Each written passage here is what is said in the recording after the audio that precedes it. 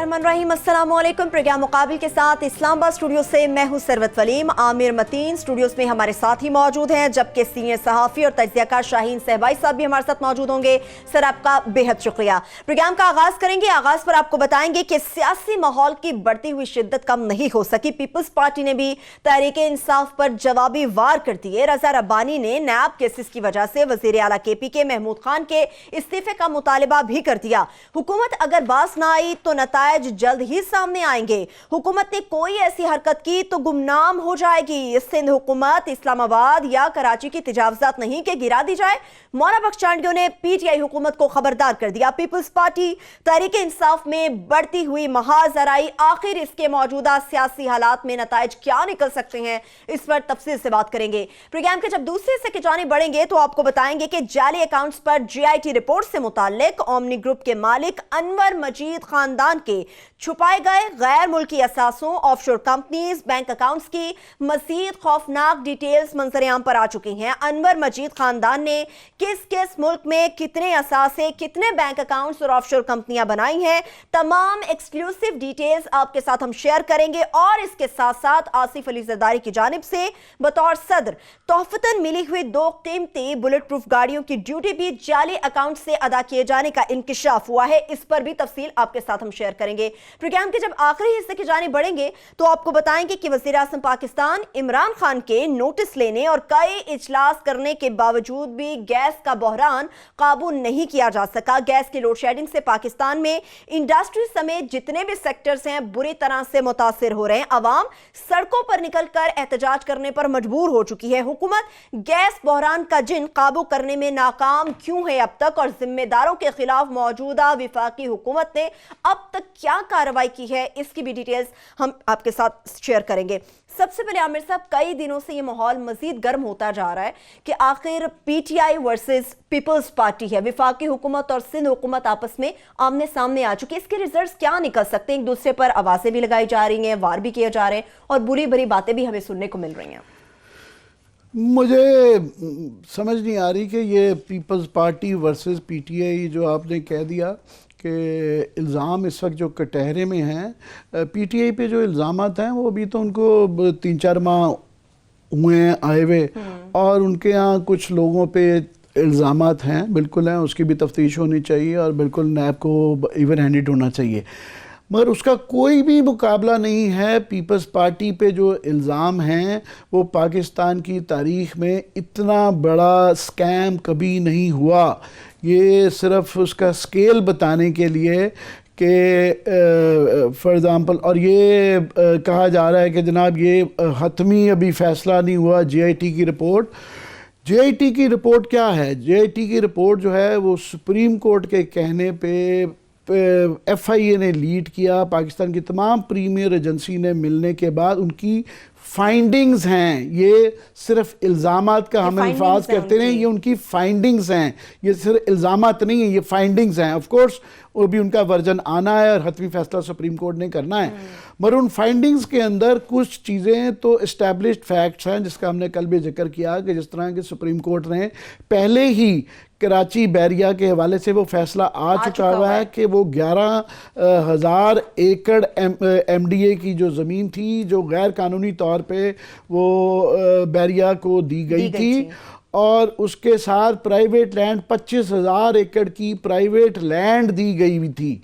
और उसका स्केल, सिर्फ स्केल सुन लें, उसका इतना बड़ा है कि ये, बल्कि फिगर्स मैं बताता जाऊं कि ये कहा जा रहा है कि जी लोगों ने जो बैंक्स में पैसा जमा कराया है वो 326 अरब रुपए का एक फिगर आ रहा है। और अदालत में हम सुनते हैं कि वो बार बार कहा जाता है जी आप कोई के 1000 कभी आती है बात कि जी 1000 अरब जमा करा दें, कोई जी 500 अरब जमा करा दें, 400 अरब, 300 अरब हो रहा है। जो हमारी इतला है, लोगों ने जो डिपॉजिट करवाया है, जो एक्चुअल डिपॉजिट है वो 1.8 ट्रिलियन रुपीस है सिर्फ कराची का। 1800 अरब रुपया कराची बैरिया का लोगों के डिपॉजिट्स हैं। उस तरह ही जो कराची में आइकन टावर है उसमें लोगों के जो डिपॉजिट है वो मेरा 215 अरब रुपया है। तो ये स्केल देख लें लोगों का, कितना पैसे का कितना बड़ा सिर। और ये इल्ज़ामात नहीं है, जो कराची बैरिया है वो सुप्रीम कोर्ट अपने फैसले में बता चुकी हुई है कि ये गैर कानूनी है। अब उसके अंदर जाहिर है वो under watch of Sindh government हुई है, और उसके अंदर कायम अली शाह साहब के ज़माने से लेके आसिफ अली जरदारी साहब की सदारत के ज़माने से लेके मौजूदा जो मुराद अली शाह साहब हैं, इनके फाइनेंस मिनिस्टर थे, इनकी अंडर हिज वॉच अब उनके जो चीफ मिनिस्टर के तौर पे ये सारा कुछ हुआ है। तो वहाँ पे इतना उसका बड़ा स्केल है, और 32 फेक अकाउंट्स में 27 अरब रुपया पाया गया है। और यहाँ पे जो बैंक्स हैं, ये लोगों को रिपीट करने के लिए फिगर्स बड़े ज़रूरी हैं लोगों के लिए बार बार रिपीट करना, कि इसका अंदाज़ा लगाएंगे इसका स्केल कितना बड़ा है, और ये कितना मैसिव है स्कैम, कि पाकिस्तान की तारीख में इतना बड़ा कभी भी नहीं हुआ कि बैंक जो है सिंध बैंक फॉर एग्जांपल, उसके 24 अरब के हिसाब से थे, 53 अरब रुपए का उसमें से कर्जा निकाल लिया गया। इसकी तफसील अभी थोड़ी देर में बताएंगे।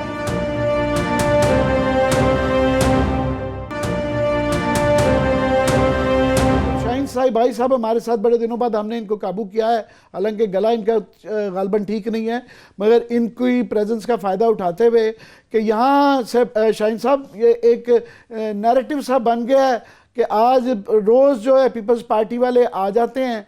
एक ज़माने में पीपल्स पार्टी जो है वो एक ज़ाहिर है बड़ी जमहूरियत की जंग लड़ी, और बड़ी जो है उसकी एक कॉन्ट्रीब्यूशन है, मगर अभी उसके अंदर ज़ाहिर है अच्छे बुरे लोग होते हैं, मगर अच्छे लोग जो हैं उनको भी अब मैं देखता हूँ वो भी मजबूर किया जा रहा है कि वो भी आसिफ जरदारी को डिफेंड करें।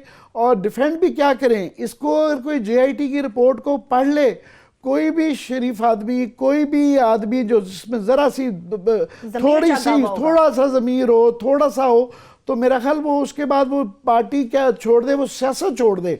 और यहाँ पे वो माहौल बन गया हुआ है कि नहीं जी वो टिट फॉर टैट किया जा रहा है कि रोज़ का जी इनके भी लोगों को पकड़ें जी, ये वन साइडेड हो रहा है। भाई साहब ये वन साइडेड नहीं हो रहा, इसके बाद तो उसूली तौर पे इनको वैसे ही रिज़ाइन कर देना चाहिए। ये जो हो रहा है कि जी PTI की गवर्नमेंट आएगी तो वहाँ से उनको इन हाउस कू करवाया जाएगा, इसके बाद कोई इखलाकी जवाज़, मैं समझता हूँ इवन कानूनी जवाज़ कि जो गवर्नर रूल की बहस है, हमेशा गवर्नर रूल्स को बुरा समझा जाता है, हुकूमतें जब इलेक्ट होकर आती हैं उनको 5 साल पूरे करने चाहिए, मगर इस वक्त वहाँ पे जो JIT रिपोर्ट के बाद जो पिक्चर सामने आई है वो एक वहाँ पे माफिया रन कर रहा है, एक गठजोड़ है। ये मेरी ज़ुबान नहीं है, ये JIT की ज़ुबान है कि उसके अंदर एक ट्रॉयका है जिसके अंदर एक तरफ मलक रियाज है, दूसरी तरफ ओमनी ग्रुप है और जरदारी ग्रुप है। ये ट्रॉयका है जो कि वहाँ पे सिंध हुकूमत चला रहा है।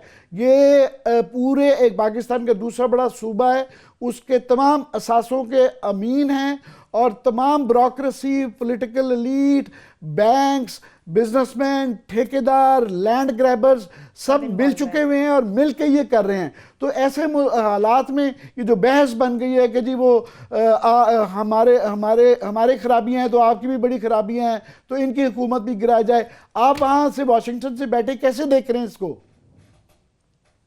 बहुत शुक्रिया आमिर। सबसे पहले तो सबको न्यू ईयर की मुबारक हो।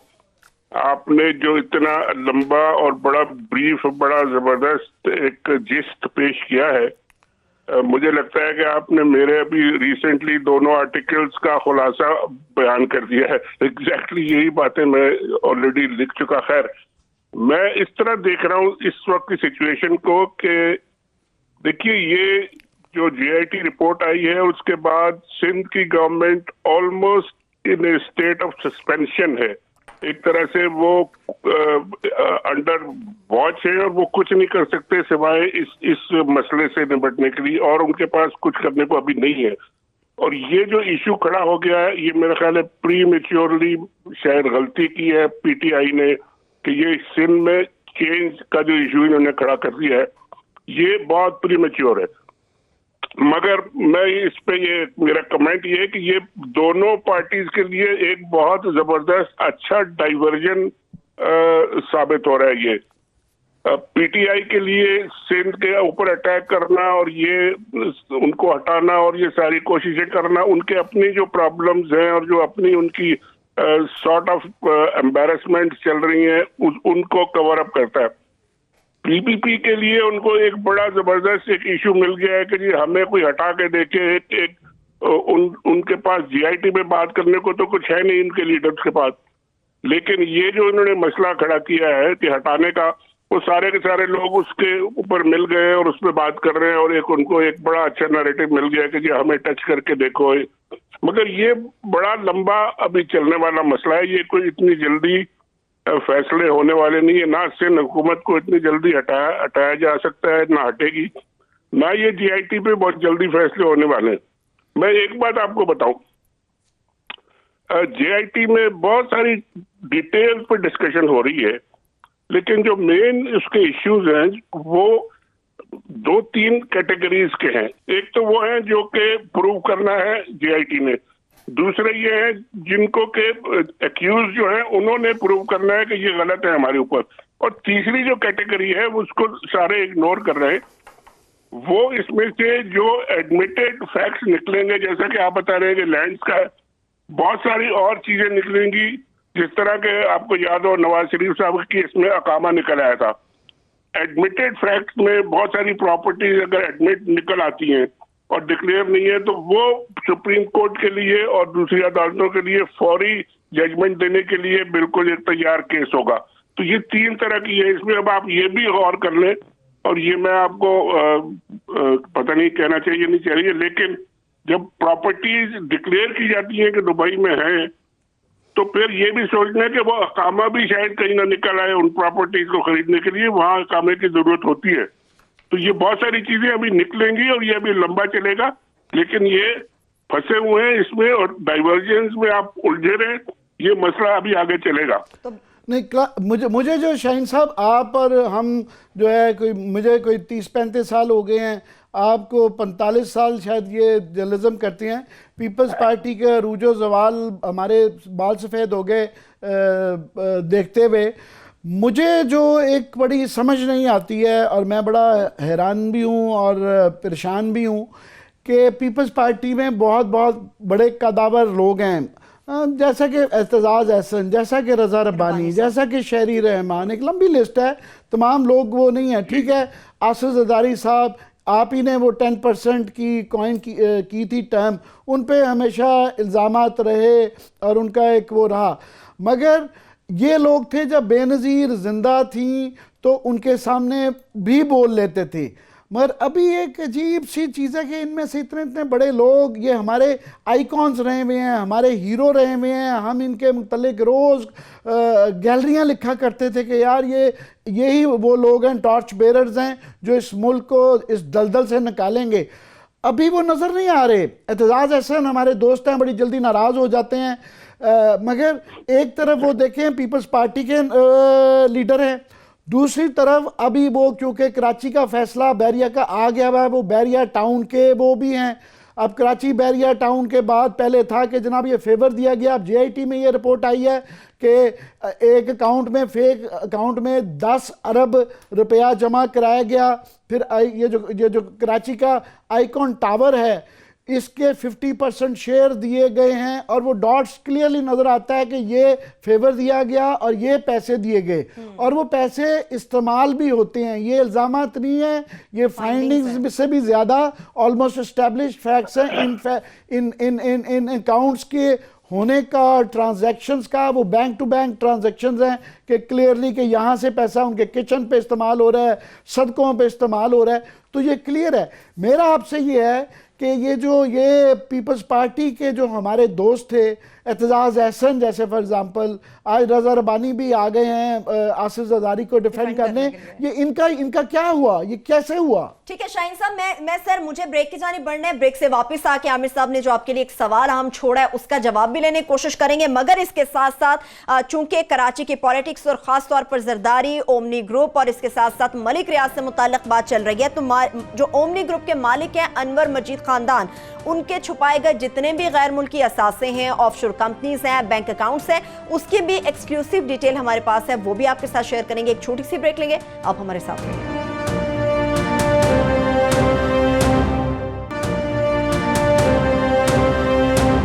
ब्रेक के बाद एक बार फिर से प्रोग्राम में हम आपको खुशामदीद कहेंगे। शाहीन साहब भाई साहब हमारे साथ मौजूद हैं। सर, ब्रेक के जानिब बढ़ने से पहले आमिर मतीन साहब ने आपके लिए एक सवाल छोड़ा था कि पीपल्स पार्टी की जितनी भी कदावर शख्सियत हमें नजर आती थी, अब उनको क्या हो गया? जब से जरदारी साहब के वो अंडर आए हैं, उनकी पार्टी के साथ हैं, उसी तरह से चल रहे हैं, बीबी के साथ थे उनका, और चाल चलन थे, अब ये जरदारी साहब के साथ आए तो इनके जमीर कहां पे चले गए हैं? देखिए, बात यह है कि ये मसला खाली पीपल्स पार्टी का नहीं है, ये हमने नून लीग में भी यही देखा, और मेरा ख्याल है अगर खुदा ना करे पीटीआई में कभी ऐसा कोई वक्त आया तो शायद वहां भी देखें, क्योंकि लोग तो ये सारे वही है। ट्रेनिंग सारी इन लोगों की, डेमोक्रेसी की जो हमारी पूरी ट्रेनिंग रही है वो इसी तरह की रही है कि जी एक लीडर के पीछे आप उसके जाती एक तरह के मुलाजिम बन जाएं, और जो वो कहे, सच कहे, झूठ कहे, सफेद कहे, काला कहे, उसको आप सपोर्ट करें। अब इतने बड़े बड़े लोग, इतने बड़े बड़े chairman senate, president of Pakistan रहे, एतजाज अहसन साहब का भी बताया, हमारे भी दोस्त हैं, इनके भी दोस्त हैं, लेकिन जब वो बात करते हैं तो हमें भी शर्म आती है कि जी हम कहाँ मुंह छुपाएं कि एतजाज साहब ये ऐसी बातें कर रहे हैं।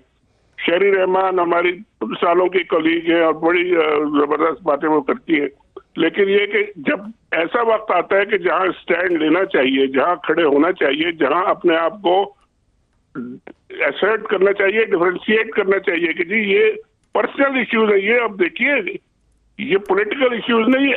अगर जरदारी साहब ने और उनके लोगों ने, बहन ने, उन्होंने अगर जो काम किए हैं, ये पीपल्स पार्टी ने कोई फैसले करके तो नहीं किए, ये तो उनके अपनी पर्सनल डिसीजन से और पर्सनल गेन्स हुए हैं उनको। इस वक्त ये बड़ी चालाकी कर रहे हैं हमारे दोस्त जो है, कदावर लोग दोस्त जो हैं, वो ये कि उनका आर्ग्यूमेंट ये है कि जी देखें ये इवन हैंडेड नहीं हो रही, पीटीआई की गिरफ्तारियां होनी है। बिल्कुल पीटीआई की गिरफ्तारियां होनी चाहिए, पीटीआई के जो नैब हैं वो के अंदर जो लोग हैं उनको गिरफ्तार करें, उन पर मुकदमे करें, सब कुछ होना चाहिए।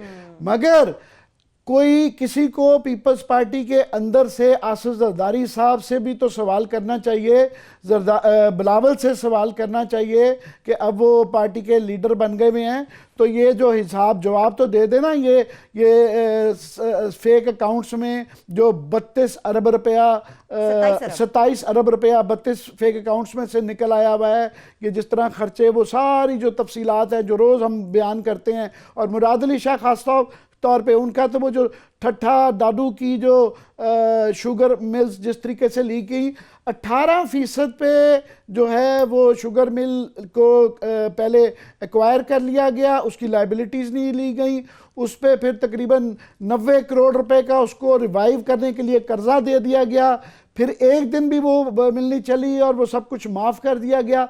वो तो बिल्कुल कानों में से धुआं निकल जाता है।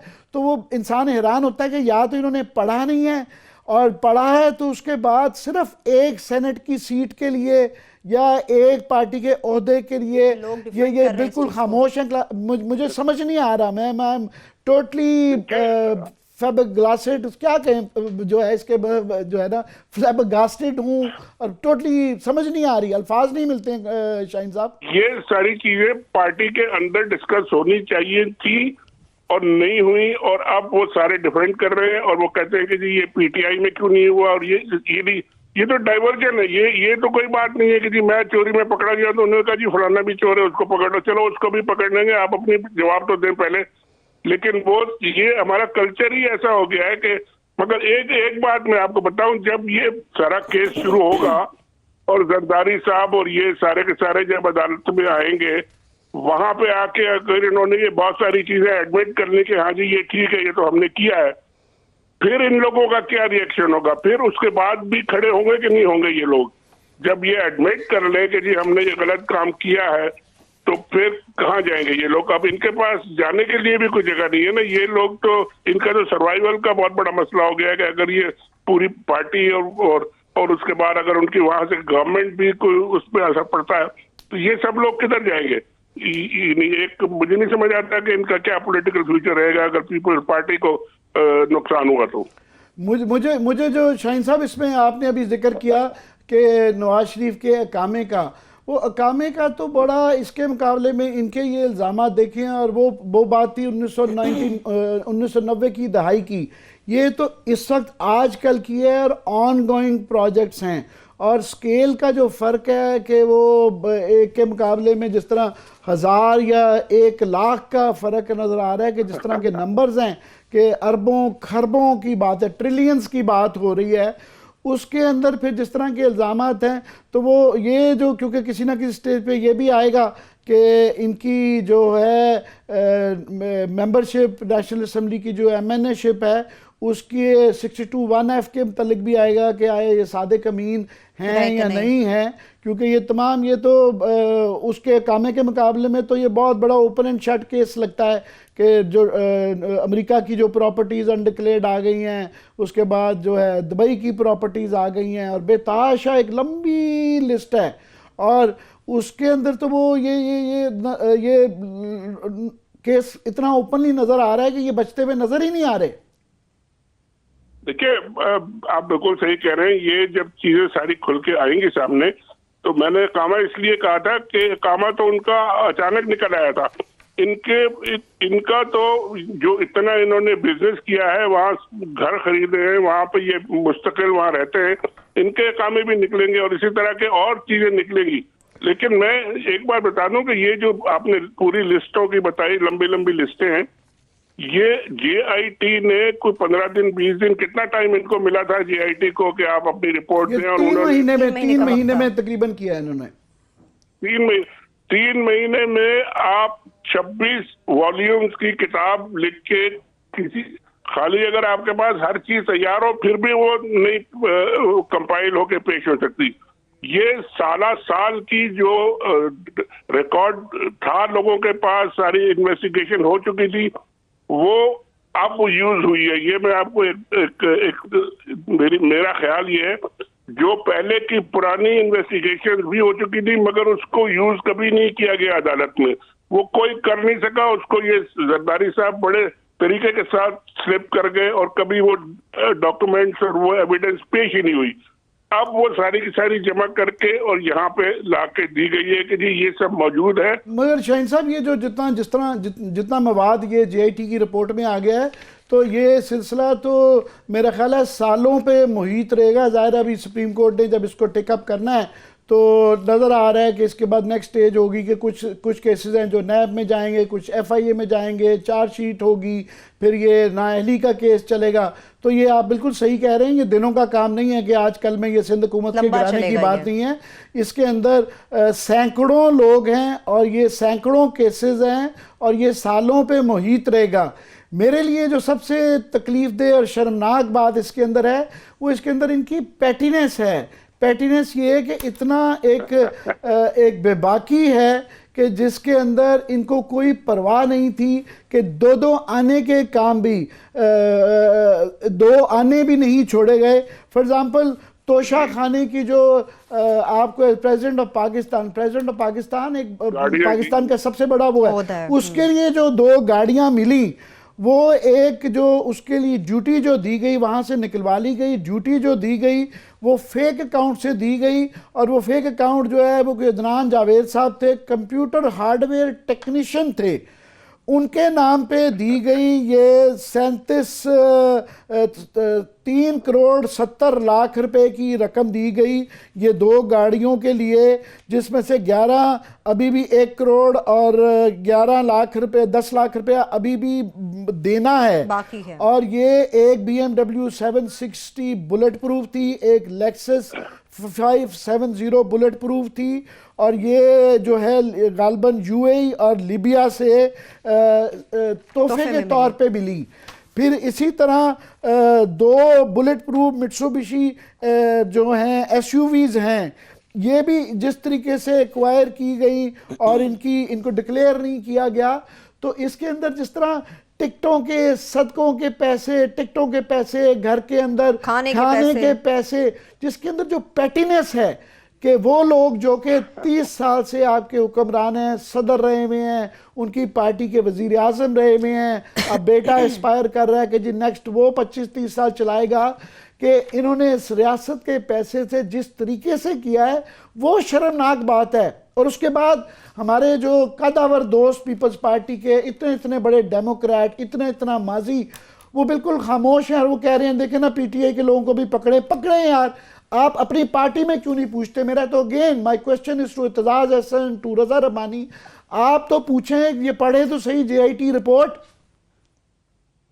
देखिए आमिर साहब, मैं किसी पर्सनल किसी की बात नहीं कर रहा, लेकिन ये मैं पर्सनल किसी के ऊपर रेफर नहीं कर रहा, लेकिन ये तो एक सदियों से हम सुनते आए हैं, सालों से हम सुनते आए हैं कि चोर चोर होता है, छोटी चोरी जो करता है वो फिर बड़ी चोरी भी करता है, और बड़ी चोरी जो करता है वो छोटी चोरी भी नहीं छोड़ता।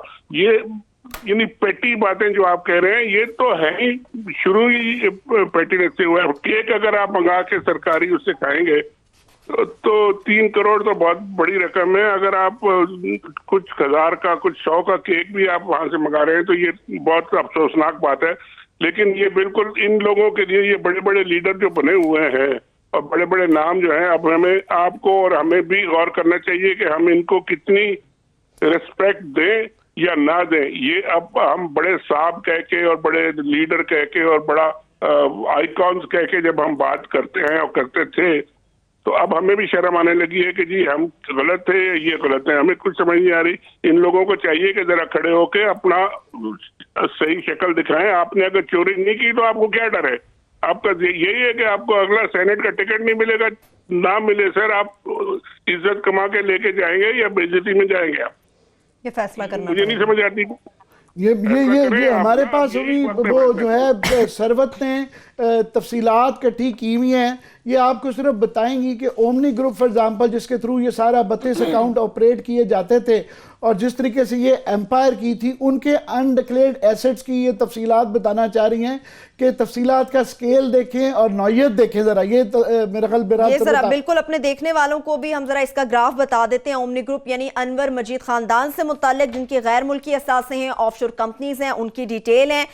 इनके गैर मुल्की असासों की जो मालियत है वो 15 अरब रुपए है। JIT रिपोर्ट ये इंकिशाफ करती है बरतानिया में इनकी 16, फ्रांस में 1, दुबई में 9 और तुर्की में 1 जायदाद इनके हिस्से में है। अनवर मजीद खानदान की बैरून मुल्क में 18 ऑफशोर कंपनियां हैं।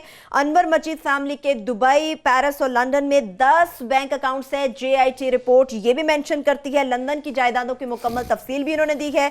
इनका फ्लैट नंबर 1, 2, 3, 38, 39 हंस पैलेस लंदन में है, जिनकी कुल मालियत 6.83 मिलियन पाउंड बताई जा रही है। इनका फ्लैट नंबर 8 है जो कि पार्क रोड लंदन में है, जिसकी मालियत 3.5 मिलियन पाउंड बताई गई है। फ्लैट नंबर 5 भी है। फ्लैट नंबर 19 भी है जो कि पार्क रोड में लंदन में है, जिसकी मालियत 3.3 मिलियन पाउंड बताई गई है। NW86 NB लंदन है, जिसकी मालियत 2.34 मिलियन पाउंड बताई जा रही है।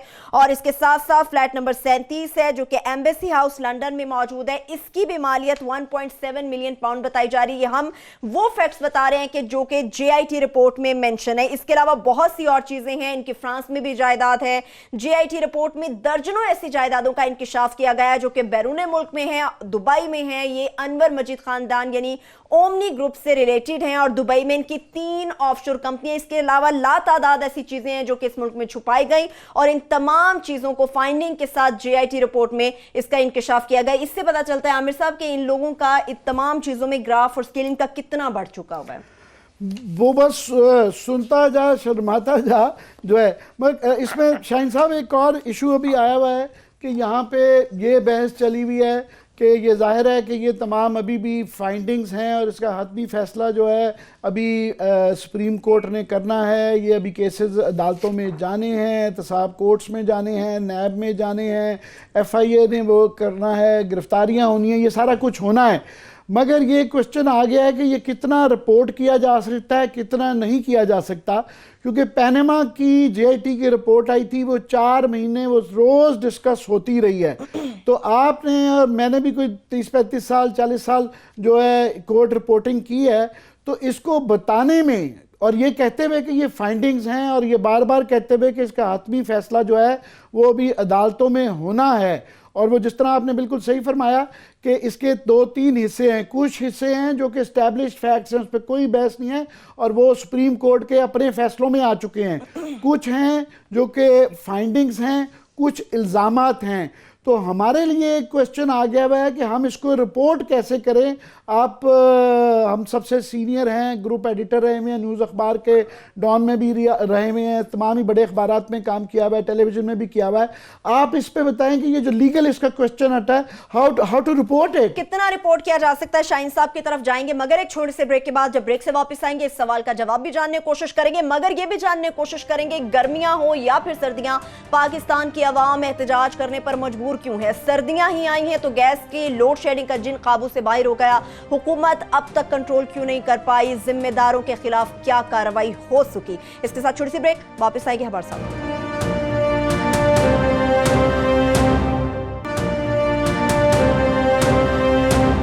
के बाद एक बार फिर से प्रोग्राम में हम आपको खुशामदीद कहेंगे। अब उस सवाल का जवाब जानने की कोशिश करेंगे। शाहीन साहब हमारे साथ मौजूद हैं। सर, आमिर मतीन साहब ने यह सवाल छोड़ा था कि जो अब JIT रिपोर्ट है, एक थिन लाइन उसमें आ जाती है कि कौन सी चीज को रिपोर्ट किया जा सकता है, किसके ऊपर रुका जा सकता है, इसका किस तरह से पता चलेगा कि कौन सा मटेरियल पब्लिकली हम उसको रिपोर्ट कर सकते हैं।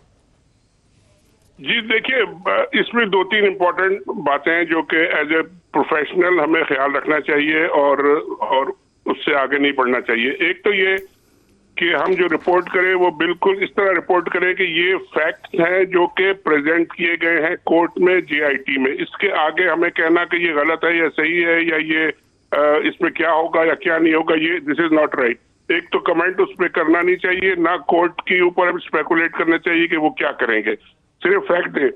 दूसरा ये है कि अभी मुझे एक बात समझ नहीं आ रही कि हम जो ये मसलों पे डिस्कस कर रहे हैं, ये सारी डिटेल जो हम दे रहे हैं, ये डॉक्यूमेंट्स JIT के कोर्ट में प्रेजेंट हो चुके हैं और क्या पब्लिक प्रॉपर्टी हो चुके हैं। अगर ये हो चुके हैं तो हम एक वॉल्यूम को तो डिस्कस कर रहे हैं, मेरा ख्याल है 26 वॉल्यूम थे वो बाकी 25 या 24 वॉल्यूम जो है वो क्या है और उसके ऊपर कोई बात नहीं हो रही, या अभी अगर वो रिलीज नहीं हुए या उनको अलाउ नहीं किया गया तो वो कब होगा और कैसे होगा, और यानी उस पर ये हमें समझ नहीं आ रही कि ये इसकी सोर्स, अभी जो हमारी जो सोर्स है एज ए प्रोफेशनल, इसकी सोर्स क्या है, या कोर्ट है या कोर्ट के अंदर जो डॉक्यूमेंट दिए गए वो हम उस पे बात कर रहे हैं, क्या किसी ने डॉक्यूमेंट वो देखे, अगर देखे तो बात कर रहे हैं, अगर एक डॉक्यूमेंट आ गया है तो बाकी डॉक्यूमेंट की तरह और भी आना चाहिए, उसमें भी पता लगे कि उनमें क्या है। ये कुछ इसमें ग्रे एरियाज हैं, लेकिन हमको बड़ा केयरफुल होना चाहिए कि ये अदालत का काम है, वो देख के और वो बताएंगे हमें कि जी ये क्या चीजें हैं, क्या उनका डिस्पोजल है, क्या करना है।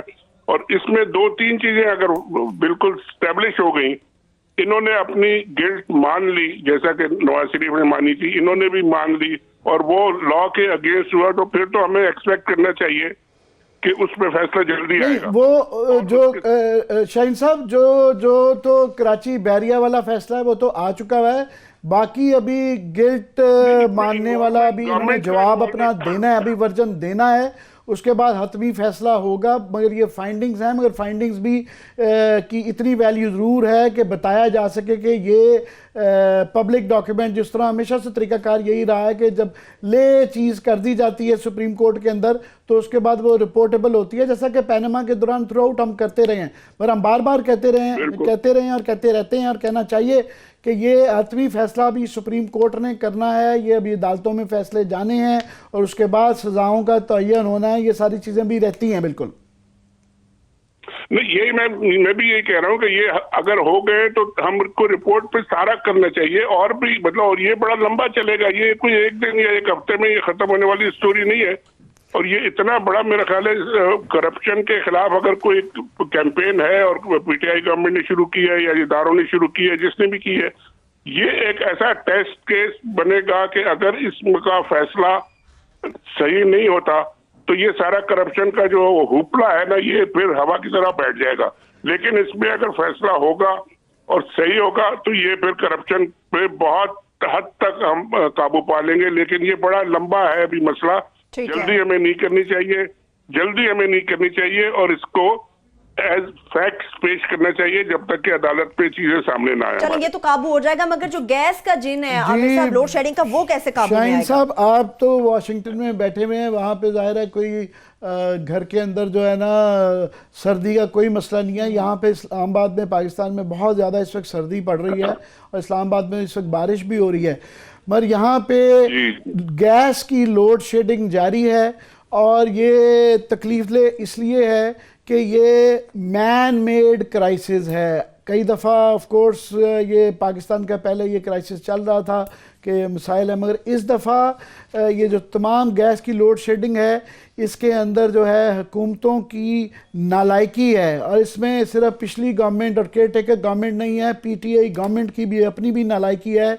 कि 4 माह पहले हम 8 माह से ये शोर मचा रहे हैं, 4-5 माह इनको मिल गए हुए थे और उस 4-5 माह में ये उसका कुछ तदारुद कर सकते थे, उसको रोक सकते थे, उस पर काबू पा सकते थे, मगर टोटली इनकी तरफ से लैप्स भी हुआ है, नेग्लिजेंस भी हुआ है, कैबिनेट को झूठ बोला गया, ईसीसी को झूठ बोला गया, पेट्रोलियम मिनिस्ट्री बिल्कुल इसमें वो नहीं है। अभी सूरत हाल ये है कि ये आज के फिगर्स बता रहे हैं कि सुई नॉर्दर्न गैस की जो सप्लाई है वो 130, ये MMCFD होता है इसका पैमाना, 130 सप्लाई है, ज़रूरत 500 की है, 310 MMCFD की शॉर्टेज है, CNG की जो है ज़रूरत 70 है और ज़ीरो सप्लाई है। उसके बाद फर्टिलाइज़र्स जो कि कहा जा रहा है कि जी एसेंशियल जो इंडस्ट्रीज़ हैं उनको सब कुछ मिलती रहेगी, उनकी जो है ज़रूरत 60 है और ज़ीरो सप्लाई है। डोमेस्टिक घरों में जो कि चूल्हे नहीं जल रहे और गीज़र नहीं चल रहे, उसकी डिमांड जो है वो और गैप के अंदर जो फ़र्क है वो डिमांड सप्लाई जो है 275 है, जबकि डिमांड जो ज़रूरत है वो 375 की है, 100 MMCFD का फ़र्क है। इस तरह ही इंडस्ट्री है जिसकी कि ठीक जा रही है। सुई सदर्न गैस का भी 200 से लेके 300 MMCFD जो है उसका गैप है, और उसके लिए हमने कोशिश की कि पेट्रोलियम मिनिस्टर गुलाम सरवर साहब से उनको वो टेलीविज़न में आ जाएं या अपना वर्जन भेज दें, उन्होंने नहीं भेजा। और हमारा सवाल ये प्राइम मिनिस्टर इमरान खान से मेरी चंद रोज़ पहले मुलाकात हुई, उसमें उन्होंने मुझे बताया कि जी एक इंक्वायरी उन्होंने पहले लॉन्च की थी मगर वो फॉल्टी थी, क्योंकि ईसीसी को और कैबिनेट को झूठ बोला गया कि सप्लाईज हैं, और वो झूठ बोलने के पीछे लोगों ने पैसे बनाए, क्योंकि जानबूझ के LNG के कार्गो जो कि सप्लाई के आने थे वो रोके गए, उसकी जगह पे फर्नेस ऑयल इस्तेमाल किया गया, और इस वक्त उस गलत फ्यूल के इस्तेमाल की वजह से तकरीबन 100 से लेके 150 मिलियन डॉलर का नुकसान हो रहा है। तो हमारा सवाल ये है कि जब ये रोके गए थे तो ये क्यों रोके गए थे टर्मिनल, और जब वार्निंग्स, हमारे जैसे लोग बाहर जो टेलीविज़न में बैठे हुए हैं, सहाफ़ी हैं और टेक्निकल एक्सपर्ट नहीं हैं, हमें नज़र आ रहा था कि ये गैप नज़र आ रहा है और ये शॉर्टेज हो रही है और ये गैस की लोड शेडिंग होगी और लोगों को तकलीफ़ होगी, तो वो जो लोग बैठे हुए हैं वो उन्होंने एक्शन क्यों नहीं लिया, मिनिस्टर साहब ने क्यों नहीं लिया, उनकी मिनिस्ट्री ने क्यों नहीं लिया, उन बाबुओं ने क्यों नहीं लिया। तो शाहीन साहब यहाँ पे जो है नई हुकूमत आ गई है, मगर इनके भी माशाल्लाह उनकी पुरानी वालों की तो हम कहानियाँ सुनते हैं, इनके भी जो लैप्सेस हैं वो भी समझ नहीं आ रहे। आमिर साहब देखिए, मुझे एक बात की समझ नहीं आ रही, बिल्कुल आप सही कह रहे हैं कि जो पिछली हुकूमत ने जो कुछ किया था और हमें सबको मालूम है उन्होंने क्या क्या पैसे बनाए, क्या CNG में किए जो आपने बताया। इस हुकूमत ने अगर आप कह रहे हैं मैन मेड है एक क्राइसिस, अगर मैन मेड क्राइसिस है और इमरान खान साहब अगर उसको चेक नहीं कर सकते, ये बड़ा उनका एक टेस्ट है, उनकी क्रेडिबिलिटी ऑनलाइन है। अगर मैन मेड किसी ने गलती की है, उनके मिनिस्टर ने की है, उनके लोगों ने की है, पैसे बनाए, तो ये उनको पकड़ना पड़ेगा और उनको कुछ करना पड़ेगा, लोगों को दिखाना पड़ेगा कि जी वो खुद बहुत क्लीन है, लेकिन अगर वो एक क्लीन एडमिनिस्ट्रेशन नहीं चला रहे तो ये एक बहुत बड़ा उनके लिए एक सवालिया निशान होगा। लेकिन ये क्राइसिस जो है ये बहुत, यानी इन लोगों ने तो क्लेम किया था कि हमने सारा क्राइसिस खत्म कर दिया है और ये गैस ठीक हो गई है, सारा कुछ हो गया, अब मसले क्यों क्रिएट हो रहे हैं? ये इमरान खान साहब के लिए मेरा ख्याल है नंबर 1 प्रायोरिटी होनी चाहिए कि जिन लोगों ने ये मैन मेड क्राइसिस क्रिएट किया है उनको पकड़े। बिल्कुल, कौम की नजरें इस वक्त लगी हुई है कि जो गैस का बहरान पैदा हो चुका है, अब prime minister of Pakistan Imran Khan क्या कार्रवाई करते हैं उन तमाम लोगों के खिलाफ जो कि इस तमाम तर सूरत हाल के जिम्मेदार है। शाहीन सहबाई साहब हमारे साथ मौजूद है। सर, आपने वक्त दिया, आपका बेहद शुक्रिया। इसके साथ प्रोग्राम भी अपने इख्तिताम को पहुंच रहा है। अपना बहुत सा ख्याल रखिए। खुदा हाफिज।